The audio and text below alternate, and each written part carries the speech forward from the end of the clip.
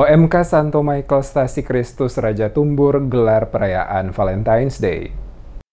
Orang Muda Katolik atau OMK Santo Michael Stasi Kristus Raja Tumbur menggelar perayaan Valentine's Day dengan penuh kebersamaan dan sukacita. Acara yang berlangsung di Balai Desa Tumbur pada Jumat 14 Februari 2025 pukul 20 waktu Indonesia Timur ini dibuka secara resmi oleh Ketua Dewan Stasi Tumbur Yohanes Venin Lampir. Perayaan ini merupakan bagian dari program kerja tahunan OMK yang selalu diselenggarakan setiap tanggal 14 Februari. Tahun ini kegiatan mengusung tema dengan senyuman kau luluhkan hatiku yang bertujuan mempererat persahabatan dan persaudaraan antar sesama anggota OMK. Ketua Seksi Kepemudaan Dewan Stasi Kristus Raja Tumbur Rafael Volatvindu menyampaikan bahwa perayaan ini tidak hanya sebagai ajang pertemuan dan hiburan, tetapi juga menjadi momen untuk menumbuhkan cinta, kebersamaan, serta memperkokoh iman dan solidaritas dalam organisasi. Ia berharap kegiatan seperti ini terus dilaksanakan agar nilai kasih dan perhatian semakin tertanam dalam kehidupan sehari-hari. Harapan kami selaku Ketua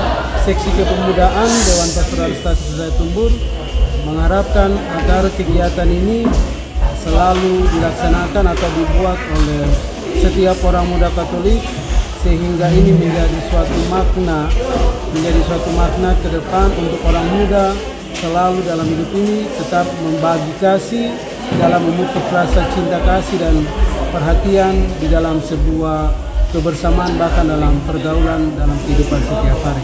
Jadi itu harapan saya, semoga orang muda Katolik senantiasa tetap hidup, tetap bangkit, optimis dalam membangun iman, dalam membangun kasih demi memuji dan memuliakan Tuhan. Acara ini berlangsung meriah dengan kehadiran lebih dari 100 tamu undangan, termasuk Kepala Desa Tumbur serta perangkatnya, Dewan Pastoral Stasi Kristus Raja Tumbur, para ketua rukun 1 sampai 12, ketua kelompok kategorial serta para guru TK, SD dan SMP di wilayah Desa Tumbur. Dengan semangat persaudaraan dan cinta kasih, OMK Santo Michael berharap Valentine's Day tidak sekedar menjadi perayaan, tetapi juga menjadi momen refleksi untuk terus hidup dalam kasih dan memuliakan Tuhan.